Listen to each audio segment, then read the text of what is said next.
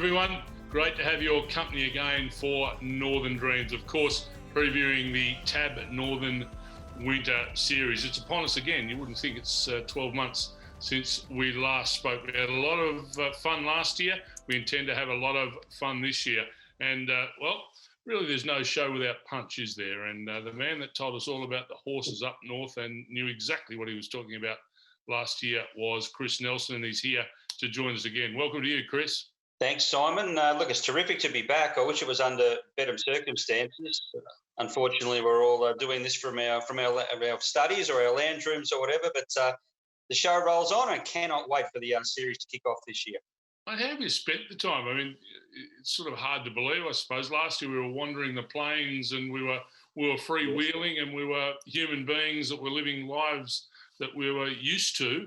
Now we're locked up in homes and restricted movement. How have you guys got through it all up north? Well, I mean, we've got through it probably. We've been more fortunate than you guys down south, which is a sad story in itself. It's been difficult for a while, obviously, but look, the main thing is that racing kept going right the way through it, which is a huge feather in the cap for all the racing authorities to keep the actual sport going, and the people employed, whether it be the jockeys and the stable hands and whatever, I think was an outstanding effort, and they get. I think they've done a terrific job for me. It's kept me going. It's kept me very busy. So it hasn't made a huge impact on me, but there's plenty of others it has. I know we've got to talk racing. Yes. Mate, you've now taken our AFL. It's now the QFL. Yeah, we've got a nice little league starting up here. We've got every Victorian footballer known to man up there. We've got 10 clubs as of today. So, you might as well make it the QFL now. They're all playing up here, and who knows when they'll be heading back. It could be a while. Yeah, great you mentioned racing. It just hasn't missed a beat, and fantastic to all the authorities nationwide with exactly what they've done to keep the show on the road, keep everybody entertained. It was a bit like the good old days when racing was really at the forefront of sport and entertainment, and the early days of COVID 2020. That's exactly what racing did for us. Yeah, well, it's got racing back on the pages in the paper, the back page, sometimes the front page, and certainly on the news up here, racing was featuring in pretty much every single sports report on most days of the week, which was just fantastic. Okay, let's quickly run through what's in store on our show today. Chris Nelson obviously has joined us. Jason Bonington, he'll be slipping by with some news on what's happening up north. And a couple of pretty excited trainers a little later on, Nat McCall and Jared Waylow. I've got that right with Waylow, Chris? Have I got the pronunciation right? I don't want to offend anyone here first up. Yeah, and he's a big guy too, so watch out, Simon. But yeah, it's actually pronounced Wheelo. So Wheelo, okay. I might leave that to you when Jared comes to say good day a little later on. Let's get into the racing Friday, Rocky. Again, it feels like yesterday we were talking about Rockhampton and what a meeting it was last year. The first race we're going to have a look at is the Magic Millions 3-year-old Guineas over the 1,500 metres. A couple of handy types in this, Chris. Yeah, there certainly are. I like the look of Hey Pal. We'll have a couple of replays to show in a moment, but Hey Pal's a very well-performed horse up in that neck of the woods. And the other one I'm keen on is Play the Field. Play the Field's trained at the Sunshine Coast by Stuart Kendrick. Took a long time. Well, it took 10 starts to break through and win a race, but I get the feeling he might go on and win again come Friday. But it looks a very competitive race, plenty of winning chances. Okay, that was at Mackay on the 26th of May. I think Hey Pal greeted the judge, and that was the form you picked out. You can see Hey Pal highlighted there in the white sleeves, the blue top, the pink horseshoe on the silks, and did it pretty easy in the end, Chris. Well, he did, but he had to do some work early on, Simon, so the win was pretty good. He didn't get to the front until about the 600-metre mark. And for him to keep going and win by as far as he did, I thought was a very, very good effort from Hey Pal. He's got to run the 1,500 metres out on Friday. If he does, he's right in the mix, though. Okay, the other horse you were showcasing there was Play the Field. Stuart Kendrick, you mentioned, Play the Field first at the Sunshine Coast. Now you'll see Play the Field highlighted there, the yellow and blue check, red and green sleeves and the red hat down the outside. This was nice and strong to the line, Chris. Yeah, very strong. And that's the way you have to ride this horse, cold from the back of the field. Now, he's drawn one on Friday, gate one. They will ride him cold there. As I said, it's taken him 10 starts. He's been a bit of a bridesmaid play the field, but I just get the feeling now that he's broken through, he might turn the corner, and the extra 100 metres is certainly right up his alley. I think he's the one to beat play the field. Okay, from the Guineas to the second of the three features we're going to have at Rocky on Friday, and that's the 1200 metre Newmarket. A couple of good chances here with Inquiry and Bogeyman. Tell us a little bit about these two that you fancy. Well, Inquiry is probably the horse I would have had on top, Simon, but he's got 61.5 kilos. I don't think that's a major concern. What is the concern is the gate. He's drawn out very wide, and this Rocky track has a long straight, but there's not a lot of distance to that first turn when they start to sweep into that long bend to get into the straight. So he's going to have to work probably early on. Bogeyman's a horse that gets back, runs on. He's drawn an inside gate. He'll be ridden similar to play the field, really cold. If you have a look at his last run, he was really finding the line. At 1200, it'll suit him nicely. You probably have a fair bit of confidence with Inquiry going into this race, particularly off the back of a win at a city track coming into this race at Rockhampton, albeit there's some nice horses here, but he was impressive late June at Doomben, was too good for them on the day. And again, a strong win and ripping form to come into here. Turned for home, led, and stayed strong up the straight. Yeah, and ran really quick time and beat a quality horse in Scalapini, who I thought would run past him at the 200-metre mark, but it wasn't the case, and he just kept going. So, look, if he can get over and cross, he's probably a chance to prove hard to run down, but that work early, just that possible work, just worries me a little. Okay, it'll be interesting to see how Inquiry can handle the pressure up there at Rocky on Friday.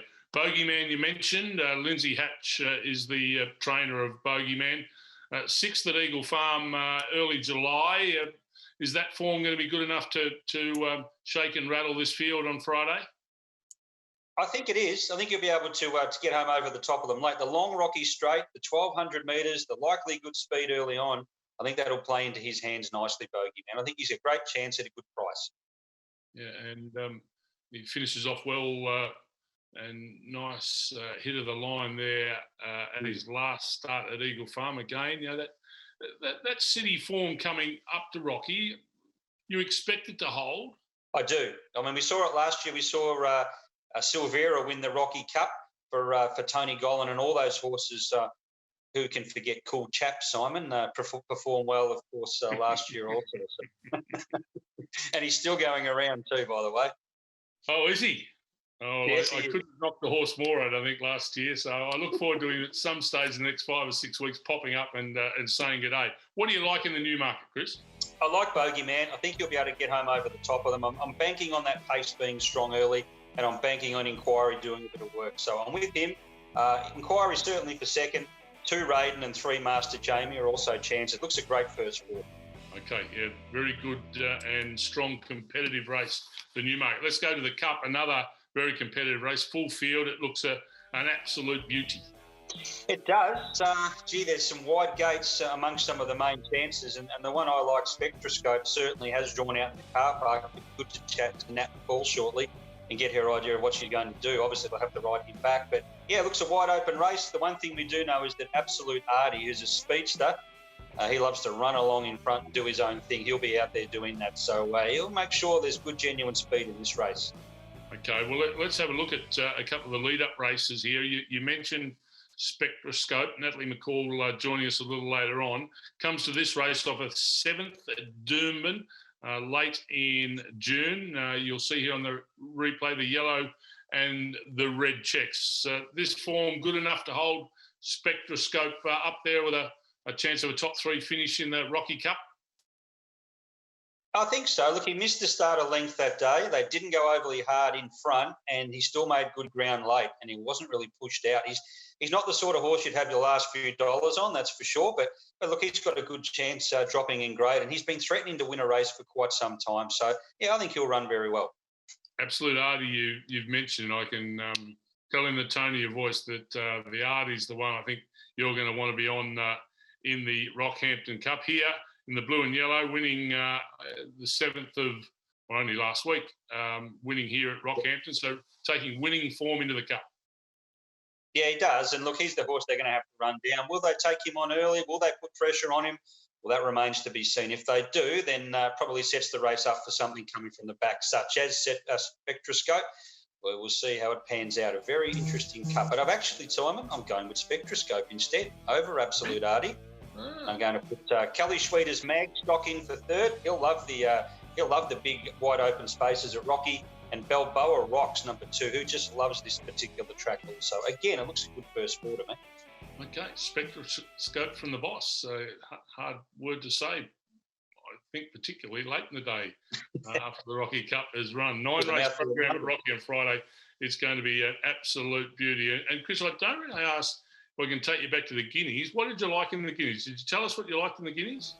Yeah, I like Play the Field in the Guineas. I think a cold ride will suit this one beautifully. Number 6 to beat number 1, Hey Pal. 3 Tears of Love will probably lead, and number 7, Valladium in the mix also. So Play the Field, number 6 on top for me. Well, there won't be a lot of Group 1 trainers at Rockhampton on Friday, but we're about to speak to one that will be there with a great chance in a number of races, in particular the Rocky Cup. And I talk of Nat McCall, Group 1 winning trainer, won a Stradbroke, may have a Rocky Cup to put on the shelf after Friday. Nat, welcome. Thanks, guys. How are you? Very well. What was it like winning a Stradbroke? Oh, yeah, a lot of people ask that. I think it was just a really proud moment. As a Queenslander, it's a race that you always want to win, and actually struck the winner of it for Hawkses when I worked for them when Crawl won, and just a race that we all love up here. So, yeah, really proud to be a Queenslander and really proud of the horse. He was a really tough horse, so he deserved a nice win like that. You wouldn't have been Tony Gollan's favourite on the day, Nat. You beat Temple of Boom and Spirit of Boom ran 4th. Yeah, he's greedy, but, so he's got to share now and then. You've got Spectroscope going around in the Cup. I give it a great chance, but, the barrier just put me off a little bit. Yeah, look, it's not ideal, obviously. On the upside, he's a horse that likes a bit of room. He doesn't appreciate Doomben, as you can see in that replay. He doesn't really like being strung up in amongst them, and his best runs have sort of been when he's got to the outside. Got Brad Stewart on, so that's his problem from here in. He'll sort it out, and we won't give him any instructions. We won't tie him down. We'll just let him do what he does best, and leave it up to him. So with that, probably not wanting to initiate being in amongst horses, how do you do that? Rocky's pretty tight from what I see, Nat. How best to navigate that? Forward, middle, or back? Look, he can be sluggish away, but when he does jump cleanly, he can sort of be on speed. And outside of the favourite, Absolute Artie, I don't think there's an abundance of it. I've actually won a Rocky Cup previously and run second the year after that, and that never seems to be a truckload of speed in those mile races up there for some reason. So, look, I wouldn't mind sort of if he jumps nice and clean to go forward. It's a really good start too. It's probably the best start at Rocky. So, like I said, I'll leave it to Brad, but I wouldn't mind seeing him up sort of handy if we could be. As long as he's in a nice rhythm, especially with 60 kilos on his back where he's happy and, out of a bit of trouble, I won't be too concerned. Now, going from the Cup with Spectroscope to Redstone, another one of your runners on Friday. All well with Redstone going into this? Yeah, really good. He's a horse that has improved truckloads. Thought he was pretty limited last time in, I'm sorry. Came in this time. He's a full brother to another horse, a handy horse that we've got called Red Dalton. She was just beaten here in the Metro meeting last week. Really stepped up his game this time around. He was a month between runs before last start, just due to a couple of meetings getting washed out. So he was probably a little over the top for the run. He'd been, sort of geared up to run 2 weeks in a row and missed both times through wet weather. So thought he, like I said, bit over the top for that run, and that would really knock him back down to size now. And I think he should show up the best version of him on Friday. Nat, in race 1, you've got Etonian going round. Interests me. Only the one start. Was beaten 10.5 lengths behind Lady Bramos, but Lady Bramos won that race by 8. There was good support, and the second fastest last 200 metres in the race was recorded by Etonian. So a bit better than we might think looking at that margin. Yeah, look, he's a bit of he's a tricky horse. He sort of is a little bit green still. We drew badly that day with the rail right out. So I just elected to ride him back and sort of stick to the inside. I didn't want to get over that crown. Just give him his chance to finish off, put him in amongst horses. You can see when Dan sort of took him back, he took a second to tack on, and I'm sure he will be improved off the run. His work's improved exponentially since the run. He's going to Rocky for a maiden, so he's no, great talent, but like you said, that mare that beat him won really, really well. Ran great comparable times for the day against the better class horses, and was first crack at a sort of soft track, so it was only drying out through the day. So take her out of it, and he's he's finished nice and close up. Had a little bit of a checkered passage down the straight as well, so it was probably a better, like you said, a better run than it looks on paper. Well, Nat, it's been great talking to you. We wish you well with Spectroscope on Friday. The wide barrier may be something that hampers a little bit. We'll keep our fingers crossed. You need luck to win big races, and you know that very well. There might be another big one for you on Friday. Yeah, thanks, guys. We'll do our best. Good Thanks, Nat. No problem. NATALIE McCall joining us there, the trainer of Spectroscope, one of the big hopes in the Cup. Well, Chris, your big hope in the Cup. You think Spectroscope's the one? Yeah, I do think Spectroscope's the one. Interesting to hear Nat say that she'll leave it up to Brad Stewart. She's got no strict instructions and probably doesn't want to be back as cold as I thought she might be in the run. So we'll see what happens. Okay, interesting race for sure over the mile there at Rocky on Friday. Plenty of interest in the news going around North Queensland and the racing industry up there. Jason Boynton, welcome aboard. And as I see you in the studio, you've come up very swisho, the sports jacket, etc. Chris and I, we've sort of gone that very casual look. You've taken it upbeat a touch. Yeah, well, I thought I'd come in and see you boys, but apparently you decided not to come in and see me. No camaraderie here, unfortunately, and I've already been potted by Chris Nelson. It was a drive-by. I had a little bit of a sing, and he's potted me. I thought we were friends. We've been friends for years, but we're on rocky ground now. But you can't be singing like that, my friend. Not when people can hear you. It just can't happen. Look, honestly, I felt like I was entertaining you boys. We took a while to get going, and I thought these guys need a little bit of entertainment. And then next minute you hear him giving you a right whack, and you put it on to Chris, and he didn't want a bar of it because he thought you'd heard that singing, and he thought, well, I don't want him thinking that's me. That's Bonington. That's all Bonington. All right, well, talking of entertainment, there's plenty of news on the agenda from up north, and you've caught up with the Rocky CEO. I did normally, debut on a program and you say, you might call the track manager. I just went straight to the boss.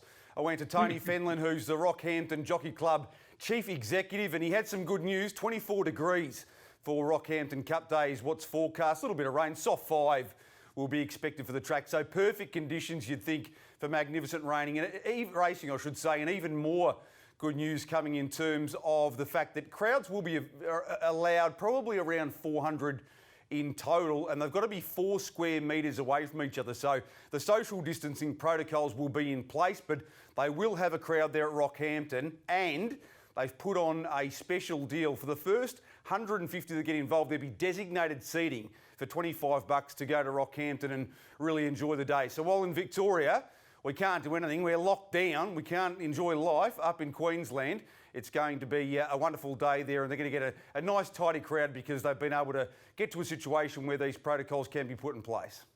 Yeah, no, very exciting for them to enjoy that. We'll have to watch it from afar. David Van Dyke, is he going to watch it from afar or be on course? Well, I don't know. I think if he's going to be on course, he's expecting you there, Simon. I had a conversation with him, and one of those conversations where I said, I'm doing this show with Simon O'Donnell, and he said, will he be up there? And I kind of didn't understand, so I said, yeah, rightio, yeah, he'll be up there. So he's expecting you there, Simon. You better get on a plane or a bike or a car pretty quickly to get up to Rockhampton. But he's got Bargannon going around in the Cup, of course. Good performance, 5th, more than reasonable effort in the Spear Chief late last month, and turns up here. It's the same quality affair, but probably slightly easier. Will be improved by 1 run back from a break, and he was pretty confident. We won't blast out of the gate from the good gate, barrier 3. We'll roll forward, maybe settle just forward of midfield, or at least Jake Bayliss will, and he gives Bargannon a really good hope. And some other trainer news that's doing the circles? Yeah, Adrian Coombe, who was a guest on the show, I believe, last year, he's got up to 3 runners potentially, depending on scratchings, in the big race. Kings County and Steele's Time being his two major chances. The most interesting bit of information I got from Adrian was the fact that I think Kings County, with the two wins or two recent wins back-to-back behind his belt, he'll be shorter than Steele's Time, but Adrian seemed to feel that Steele's Time was luckless and went just as well as Kings County last time out. But Kings County has been oh so impressive at his last couple, coming from back in the field all the way back at the rear and overcoming his rival. So a couple of really good hopes there. And he thinks that Raiden's a serious chance in the new market as well. One man who wasn't as bullish was Kelly Schweida. I got him while he was saddling a horse up. I don't think he really wanted to talk to me. He wasn't overly happy with what was going on with the day, I don't reckon, and he certainly wasn't happy with the barrier draw for Magstock. He's an old warrior. He's a terrific horse, a very lovable horse, but he sort of referenced, Kelly, that dropping back from 2,200 metres to the mile wouldn't suit. The barrier wouldn't suit. They'd have to go back. And he's already got his eyes on the Mackay Cup and potentially a better draw there. So Adrian Coombe pretty bullish with his chances. Kelly Schweida not so much. Well, Jace, first presentation of news, excellent. I'm not sure whether the song earlier during our production meeting was spot on. What sort of song do you think you'll bring to the table next week? Well, apparently it was a bit too much of a dirge or a hymn for you boys, so maybe something a little up-tempo. You know what, Simon, I was going to say, great working with you for the first time, but Chris Nelson, you're on notice. But you've just given me a drive-by as well, so you're both on notice for next week. Okay, well, we look forward to seeing you next week, Jason Bonington, with all the news for up north. Yeah, great to hear from Jason Bonington. Chris, the one thing that is starting to become a real annoyance is we can't go and race with you Queenslanders up there. It's one of the slogans at Racing Queensland now, race at your place, and that's exactly what you're able to do. We're very jealous of you from down here. Yeah, well, as annoying as it is, Simon, we're still happy to be a long way away from Jason singing, I can tell you that much. Interesting to see what he brings to the table next week. Our next guest on Northern Dreams, he has a big hand at Rockhampton on Friday, has the favourite for the Newmarket in Inquiry. And I talk of Jared Wheelo, who joins us now on Northern Dreams. Jared, welcome to you. It's a big race day, high expectation for particularly your horse in the Newmarket. Is there a bit of nerves or tension around the stable leading into days like this? No, not at the moment. It's had a pretty good couple of weeks. Both horses are in terrific order, so we're just treading water, waiting for the day. Probably closer to the race. There might be a few nerves, but not at the moment. It's pretty good. Sorry, so I was just going to say to Jared, what is he going to instruct Ryan Wiggins to do from that outside gate? Go helter-skelter or try and just slot in early? Oh, there's no plan B with Inquiry. He's very fast. His cruising speed's probably faster, and he can quicken off at quick speed. So there's only one way to ride him. And I spoke with Ryan today, and he wasn't overly concerned with the barrier. He said because at least he knows he's still going to have a clean run till he gets to the front. But he's a one-trick pony, but he's pretty good at it. He was strong there at Doomben. We just saw that replay at Doomben, Jared. A couple of times we thought, he's going to get run down, but he stayed strong. Yeah, no, he's not an overly big horse, but he's got a great constitution and he's tough. He's almost made of wrought iron. He nothing phases him, and even in that race in Brisbane, even though he'd gone hard, he's a horse that he's probably better off going half a length or a length faster than normal. But he can quicken off at quick speed. Did you think Scalapini was a chance of running him down with 200 metres to go, or were you confident? I was pretty confident watching it all the way. Probably when Scalapini come off the fence, I thought he might have started to pick him up. But that's the thing. He's a very tough horse, and he tries so hard. So he's always going to take a lot of running down around Doomben with a low weight as well. Go back a couple of weeks prior to that win at Doomben, and you took him down to the Gold Coast. That was a planned build-up, and you were happy after the Gold Coast of where he was heading and the form he was in? Yeah, well, I sent him down there after he won 4 here to a good mate, John Smurden, and I left it with him for a couple of starts. I wasn't allowed down in the Brisbane area, so he planned to have a few starts down there, and the race at the Gold Coast worked out perfect when he led and won, but the day he got beat, he actually came out slow and over-raced extremely bad. He's not a horse that'll settle very well. That brought him undone that day, but into the listed race with the low weight and probably a lack of speed, he just did what he wanted in front, and he was too fast. Yeah. Should he win on Saturday, Jared, what are the plans then? He obviously can't stay around the area for too much longer. He'll have too much weight on his back. Yeah, well, at the moment, he's had a fair bit of racing, but I'm freshening him up for Friday. All going well. We'll look at Mackay, Townsville and Cairns. They're all capped at 62, so he can't get higher than 62, and Cairns is away for age. Whether he gets that far at this stage, we don't know. We just play it by ear and see how he goes, but he's up to a 97 rater at the moment, so after the carnival, he's probably outraced himself in North Queensland for the time being.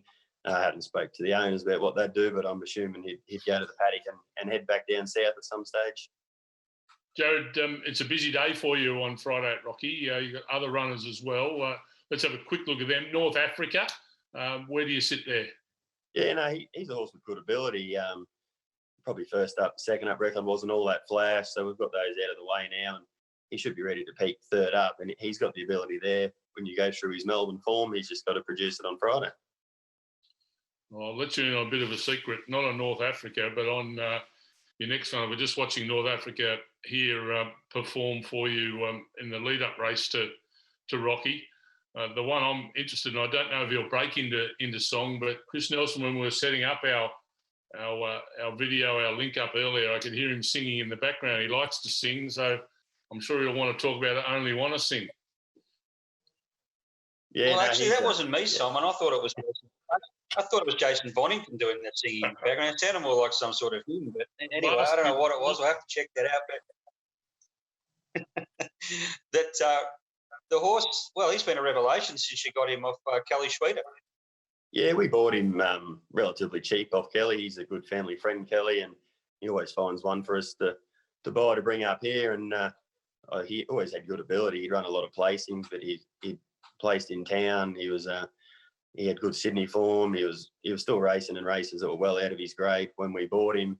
Obviously, he'd never been to Rockhampton, and his win strike rate wasn't all that flash, but probably coming to the easier races, he got one out of the way straight away. And he's also a very good amount of ability. Got a lot of time for him.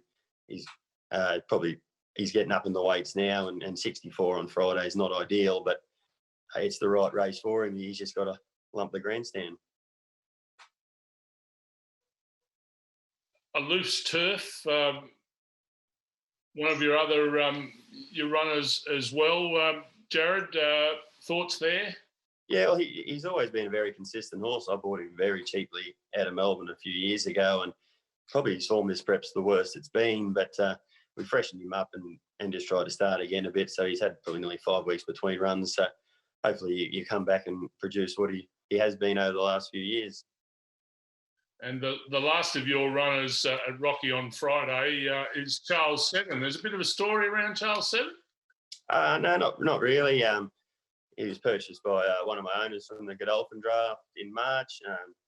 We spelled him as soon as we got him, just so we could get a good prep out of him. And I say he's shown good ability. He was metro placed at Warwick Farm, and obviously the racing at Rockhampton is a lot easier. Anyone easy the other day, so he'll be also will improve with racing, and I think he'll probably improve as he gets up in distance as well. Well, it's a massive day for you, Jared, on Friday. We wish you very well with Inquiry in the big race in the Newmarket, and your other runners as well. It sounds like they're all fit, healthy, and ready to go for a massive race day at Rocky. Yeah, no, they're all 100%, and I got one in the cup as well, and he's going as good as he could possibly go. So, no, hopefully we get a bit of luck and have a good day. Well, fingers crossed for you, Jared. Have a great day. No worries. Thank you. Good on you, Jared Wheeler, joining us there. Thanks, Jared. A big day ahead for him and his team at Rocky on Friday. Well, Chris, that brings us to the end of our first Northern Dreams, previewing the TAB Northern Winter Series. It's been fun again, as usual. Yeah, and I'm only looking forward to the next time we meet, Simon. Hopefully it's with a few extra dollars in our pocket after Bogey Man, etc., get the money on Friday. I've got a funny feeling that we might be looking at each other through these little holes in the computer for a little while yet.